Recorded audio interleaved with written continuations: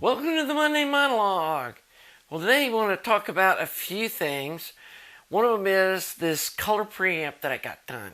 I'm just really blown away with what I learned from this, plus what this little preamp's capable of. And you guys that have been following me a while know that, I've thought about putting together, amplifiers for sale.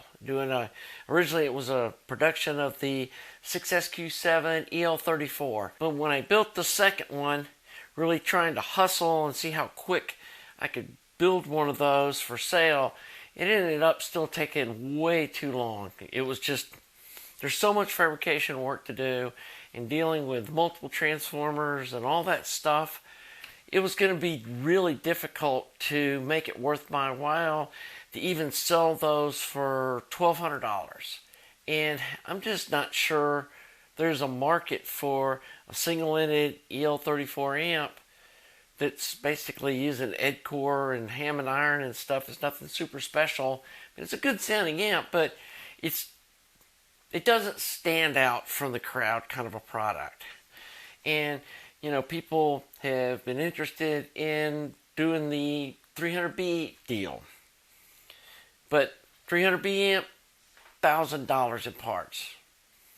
And then by the time you do the DC heaters and all of that complication with the multiple heater transformers and all that stuff, you're probably more like at $1,200 now with the parts prices going up. And again, there's so much labor involved. It's going to be a $2,500 amplifier for me to make any money and make it really worth my while. The other big deal is those big amplifiers, they're so expensive to ship. It's, when you got people like Amazon that are giving people free shipping, and I'd have to charge what it cost me, which is like $125 to FedEx one of those amps to somebody. It just becomes uncompetitive, especially if I'm going to be fighting against like other kind of name brand or well-known builders products, and it's very similar. I'm not saying that they're not nice, but they just don't really stand out as being unique. And then you've got all the Chi-Fi products that I'm going to say they don't really compete with. They're much higher quality parts than those have, but people still go, well, I can buy an 850 for $1,000. Why would I pay that for a skunky amp? So I kind of put all that stuff on hold. And the problems with kits are, you guys have no idea how much support I give people that are just building stuff off of my videos.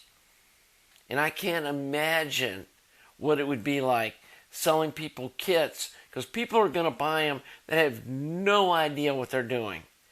And they're going to be wiring things all upside down and backwards and blowing parts up and expecting me to be sending replacement capacitors and I got your amp built, it doesn't work, it's a piece of crap, I want my money back.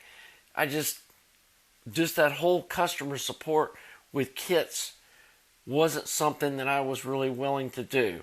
It's one thing when you sell somebody something that's already built and you've tested it and you know it works, but when you sell somebody just a bunch of parts, that's opening up a whole nother can of worms. And then how much above what the parts cost are people really going to be willing to pay for an assembled group of parts? So I never really did anything with that. But I'm thinking this preamp may be different. And again, this was a prototype.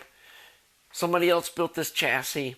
I would probably build it a little different. I mean, this thing really looks cool, and I may actually use this same style, but I think I might make it narrower, and pull the tubes more together and give it a smaller footprint, because there is a lot of just dead space inside it.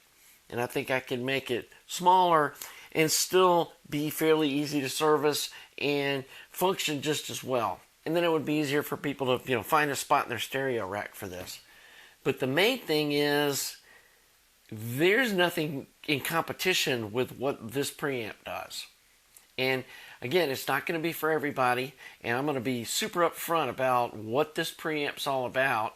And it's about adding some harmonic distortion to an otherwise too sterile system. I mean, if you've got a solid state, amp that really sounds great and is warm sounding and all of that, great. You don't need this sort of thing. But there's not a lot of solid state amps, at least budget ones, that sound like that. And I know on the forums when I talk about that, people are saying, oh, well, if your solid state amp needs something like this, then you need a different amp. Okay, probably do. And their system probably would sound better with a, $5,000 or $10,000 solid state amp made by one of the solid state guru guys, but most people don't have that. And people seem to be very interested in tube preamps, and I think this is going to deliver what they're looking for when they're buying those little $100 and $200 little, chi-fi ones, because they're not really doing that. I mean, they may do a little bit of it, but they don't have this adjustability of the input versus the output. And I can give people like a whole little chart. If you set the knobs like this is the distortion you're going to get, and they can actually dial it into their system. So I'm really considering looking to making this my first real product from Skunky Designs. And I think I can go to the woodworking friend of mine who helped me with the speaker cabinet, which unfortunately that didn't pan out, the full range speaker. I'll get into that in another video. But I think he could knock out a half a dozen of these little cases like this with the 45-degree bevel with solid walnut or oak or something like that, and then get some thick aluminum plate for the tops, and then get a thick aluminum plate on the bottom, get someone to machine those for venting. And I think that it would be fairly easy to knock out like a half a dozen of these and see if people are interested in buying them. And I think I could make these, especially if I do like a run of them, so I can just sit down and go amp, amp, amp, amp, amp. I could probably sell them for $750 with tubes. And I know like shit in some of these other companies, their tube preamps are over $1,000. And yeah, they've got remote controls and relay volume controls and all that kind of stuff, but they still don't do what this one does. And I think this is a super unique kind of product. Now, I could make it a little more complicated, adding like a pair of input jacks so you could switch between two different sources. And, we actually could make the later versions customizable so you could, if you want a remote volume control, we could try to figure that kind of thing out. I mean, I've thought through all of that and the milliwatt ratings of this volume control and all that stuff. But I think this could be kind of a niche product that there's a vacuum in the market for that this could fill. So let me know in the comments what you think about maybe making half a dozen of these, if you think that's a good idea, and if you think these things would sell, and if you think that price point sounds reasonable. I mean, I can tell you the parts when I looked up the quick bomb on it with some decent tubes using a tube rectifier, which most of these preamps don't have. The parts are going to be about $400.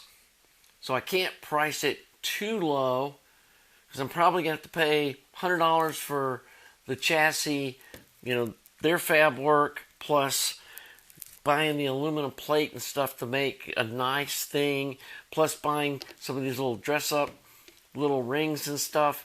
I'm not sure if I would go with black again. I might go with the whole gold theme, the gold and aluminum with some brass, RCA jacks. The next one I might do that. But anyway, again, let me know in the comments what you think about, making these for sale and making this kind of my first product. I think that has some viability. The other thing that this has going for it is, A, it only has a power transformer. You don't have to source and buy output transformers. And it's also light. The package would be about 12 pounds. So I can ship this thing for like $25 via FedEx. And that way, if there is an issue and I end up having to return shipping back and forth to do some repairs, it's not like one of those big amps where it's like there's $250 blown in eating the shipping on a warranty return or a warranty repair. And so that's another thing this has going for it. So anyway, that's something I've been thinking about doing. The other thing I've really been enjoying is, I think I told you I stepped up to a moving coil microline Audio-Technica cartridge for my turntable with a step-up transformer.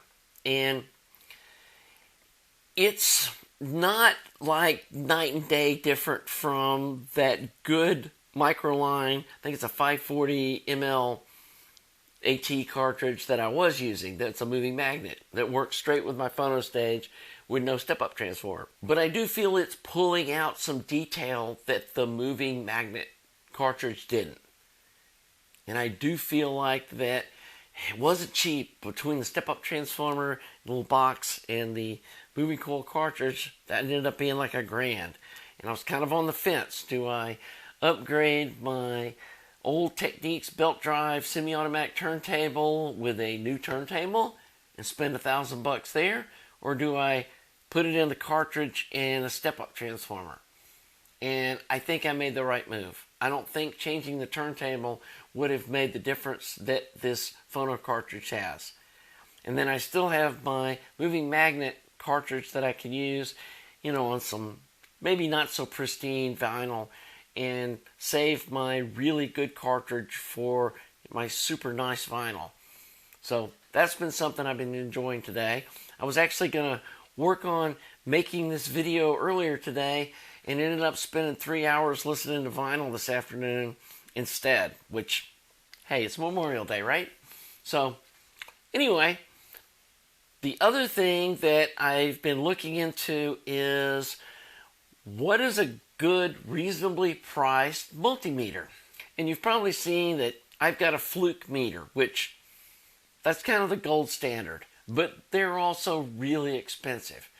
And that meter I've got, I think, was $250 or $275. It was a pretty expensive meter, but I knew I was going to be using it a lot, and I wanted something that I could just absolutely never have to worry about it not giving accurate readings and all that kind of stuff. And I'm not saying that some of these budget meters aren't accurate, just that, especially for someone who's just doing this on a 1 or 2 off thing, it doesn't make sense to spend that much money. So the folks at Kawitz reached out to me. I hope I'm pronouncing that right. They reached out to me and said, hey, would you want to take a look at one of our multimeters? And they sent me a pair of these wire strippers too, to check out and review and just see what I thought of it. And we're not going to do it in this video, but that's going to be something hopefully I can start doing more on this channel, is reviewing some different products from different manufacturers.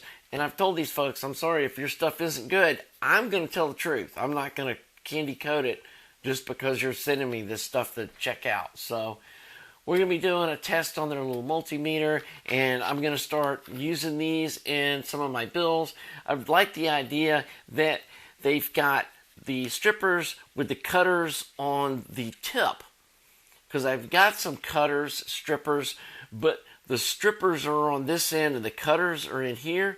And every time I try to use the cutters, because I'm too lazy to go look for my other ones, I end up pinching the skin on my finger with the tip while I'm using the cutter. And this is more like a flush cutter, like my other flush cutters are, but they're just a larger size one. So anyway, that's something we're going to be doing here soon. And the other thing I wanted to talk about was some really great vinyl. And I can't say enough about Kevin Gray at Coherent Audio. Man, he's been just killing it with remastering of these old jazz records or tapes that they've sent to him, and then these things are getting pressed, I think, in Germany somewhere. These Blue Note reissues are just unbelievable, the quality. If you haven't listened to one of those, you need to get some of these if you're a vinyl lover and try it. So the first one today is Preach Brother by Don Wilkerson. And this is just a fun album.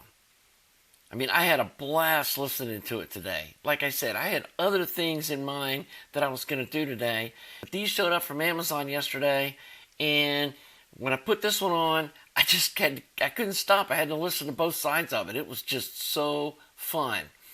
So, if you're new to this Blue Note, and even if you're not somebody that's super into jazz, I can't imagine that anyone would not enjoy listening to this. I'll put a link below. So we got one more of these. And this is Blues Walk by Lou Donaldson. And this is another just fun album.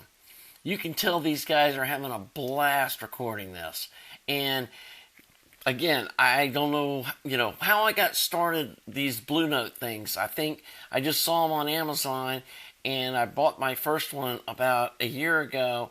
And the nice thing is you can use the Amazon Prime Music to kind of preview the album to see if you like it. But even the streaming version just doesn't hold a candle to what the vinyl sounds like. So again, if you're a jazz fan, pick up both of these. They're on sale now for less than $20 a piece. Again, I'll put the links below. And also buying stuff through these links helps me out a little bit too. I get a few % off of these album sales. And that's not why I'm suggesting these, because there's some Blue Note ones that I don't like. I've previewed and it's like, that doesn't really float my boat. But if you've liked some of my other suggestions, you'll like both of these too. So anyway, that's going to wrap it up today, I think, for the Monday Monologue. Please let me know in the description what you think about this preamp idea. If you think this would be a good product for me to, like I said, make maybe half a dozen of these to start with, and then give it a shot and see how those things do on the market. Who knows? Anyway, hope you're enjoying my content. If you are, please subscribe. Please like the video. I want to thank my Patreon subscribers again, and also you folks that make donations.